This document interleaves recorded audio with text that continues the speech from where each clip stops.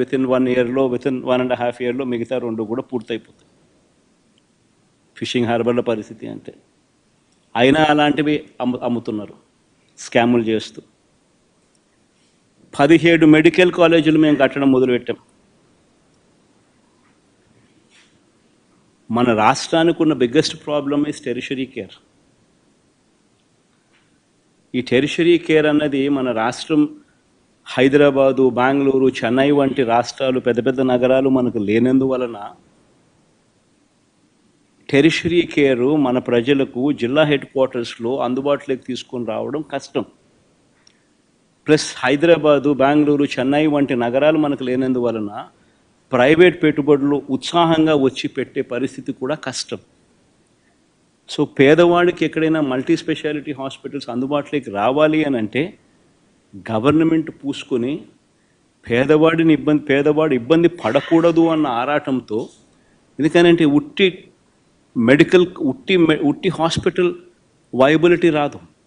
హాస్పిటల్కు teaching, if it is made as a teaching hospital, medical కాలేజ్తో ఆ hospital అనుసంధానం అయితే పీజీ సీట్స్ వస్తాయి, పోస్ట్ గ్రాడ్యుయేట్ చిల్డ్రన్ అందుబాటులోకి వస్తారు, డాక్టర్లు చదువుతూ ఉన్న వాళ్ళు అందుబాటులోకి వస్తారు, నర్సులు చదువుతూ ఉన్న వాళ్ళు అందుబాటులోకి వస్తారు, వాళ్ళందరూ అక్కడ ఇంటర్న్షిప్ చేస్తారు, హాస్పిటల్ ఖర్చులు తగ్గుతాయి, సూపర్ స్పెషాలిటీ హాస్పిటల్స్కి సంబంధించిన ప్రొఫెసర్లు అందుబాటులో ఉంటారు. ఇవన్నీ దృక్పథంతో 17 మెడికల్ కాలేజీలు, ప్రతి పార్లమెంటుకు ఒక మెడికల్ కాలేజ్ ఉండేట్టుగా వాటినన్నింటినీ జిల్లా హెడ్ క్వార్టర్స్ని వాటినన్నింటినీ జిల్లాలుగా చేసి, ప్రతి పార్లమెంటును ఒక జిల్లాగా చేసి 17 కొత్త మెడికల్ కాలేజీలు మేము శ్రీకారం చుడితే, అందులో 5 మెడికల్ కాలేజీలు మేము అప్పటికే ప్రారంభోత్సవం చేస్తే, మరో 5 మెడికల్ కాలేజీలు ఈ సంవత్సరమే క్లాసులకు పూర్తి చేసే కార్యక్రమం జరిగితే, మిగతా వాటి పనులు కూడా శరవేగంగా ముందుకు వెళ్తూ ఉన్న క్రమంలో ఇప్పుడు ఏం చేస్తూ ఉన్నారు? స్కాములు చేస్తూ ఆ మెడికల్ కాలేజీలు తమ వాళ్లకు అమ్మేయడానికి ప్రభుత్వం సిద్ధపడింది. ఆశ్చర్యం కలిగించే విషయం, కేంద్ర ప్రభుత్వం బడ్జెట్లో 75,000 మెడికల్ సీట్లు మేము క్రియేట్ చేస్తాం వచ్చే 5 సంవత్సరాలలో. ఈ సంవత్సరం 10,000 మెడికల్ సీట్స్ మేము ఇవ్వడానికి సిద్ధంగా ఉన్నాము, ఇవ్వబోతున్నాము అని చెప్తా ఉంటే, ఒక్క మన ఆంధ్ర రాష్ట్రం మాత్రమే మనకు ఇస్తామన్న సీట్లు మాకు వద్దు అని చెప్పి కేంద్ర ప్రభుత్వానికి వెనక్కి లేఖ రాసిన ప్రభుత్వం దేశంలో ఏదైనా ఉందంటే అది ఒక ఆంధ్ర రాష్ట్రం.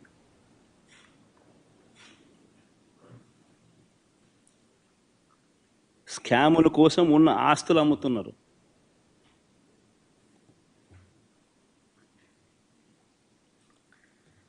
చంద్రబాబు గారి దృష్టిలో సంపద సృష్టి అంటే దాని అర్థం తన ఆస్తులు పెంచుకోవడం, తన వారి ఆస్తులను పెంచుకోవడం మాత్రమే సంపద సృష్టి. ఈరోజు రాష్ట్రంలో జరగని స్కామ్ లేదు. ఈరోజు రాష్ట్రంలో ఇసుక స్కామ్, గతంలో రాష్ట్ర ప్రభుత్వానికి సంవత్సరానికి 750 కోట్లు ఆదాయం వచ్చేది. ఈరోజు రాష్ట్ర ప్రభుత్వానికి రూపాయి ఆదాయం రావడంలా ఇసుక నుంచి. కానీ ఇసుక చూస్తే మనం గతంలో అమ్మిన రేటు కన్నా డబల్ ది రేటుకి అమ్ముతున్నారు. సంపద సృష్టి ఎక్కడ జరుగుతూ ఉంది? చంద్రబాబు నాయుడు జోబిలో జరుగుతూ ఉంది. రాష్ట్ర ప్రభుత్వానికి ఆదాయం ఆవిరై.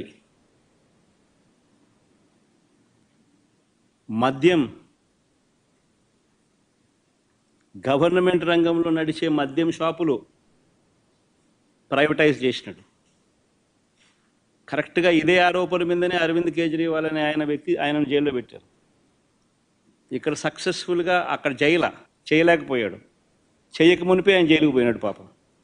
ఇక్కడ చేసి సక్సెస్ఫుల్గా అరవింద్ కేజ్రీవాల్ని అక్కడికి పోయి తిట్టొస్తాడు.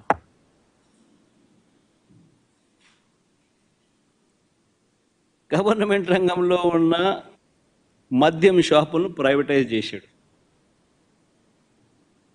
తన వాళ్లకు ఈ షాపులన్నీ ఇప్పించుకున్నాడు. ఆ షాపులు ఇప్పించే ప్రక్రియ మీరంతా కూడా చూశారు. ఏ రకంగా ఎమ్మెల్యేలు కిడ్నాపులు చేశారో, ఏ రకంగా ఎమ్మెల్యేలు పోలీసులు అందరూ కూడా వాళ్ళకు సంబంధించిన వాళ్ళని మాత్రమే టెండర్లలో పార్టిసిపేట్ చేసేట్టుగా చేశారో. అది ఆక్షన్ కాదు, అది లాటరీ. అంటే వీళ్ళకి కావాల్సిన వాళ్ళకి మాత్రమే ఇప్పించుకునే ప్రక్రియ. ఆ లాటరీలో కూడా మిగతా వాళ్ళు ఎవరు కూడా పార్టిసిపేట్ చేయకుండా వీళ్ళు మాత్రమే పార్టిసిపేట్ చేసేట్టుగా మళ్ళీ పోలీసులు గవర్నమెంట్ నడపడం. మళ్ళా ఎమ్మెల్యేలు బెల్ట్ షాపులకు ఆక్షన్ పిలవడం. ప్రతి గ్రామంలోనూ 2 లక్షలు 3 లక్షలకు ఆక్షన్ పిలిచి వాళ్ళకి ఇవ్వడం. ఆ 2 లక్షలు 3 లక్షలు పాడిన కార్యకర్త పోలీసులు ఎవరు కూడా వారికి సహాయ సహకారాలు అందిస్తాడు, వారిని అడ్డుకోడు. ఆ మందు వాళ్ళు అమ్ముకోవచ్చు. ఆ కొనుక్కున్న ఆ మద్యం షాప్ ఆక్షన్ తీసుకున్నాడు, బెల్ట్ షాప్ ఆక్షన్ తీసుకున్నాడు, ఎంఆర్పి రేటు కన్నా ఎక్కువ రేటుకు మన కళ్ళ ముందరనే అమ్ముతున్నాడు.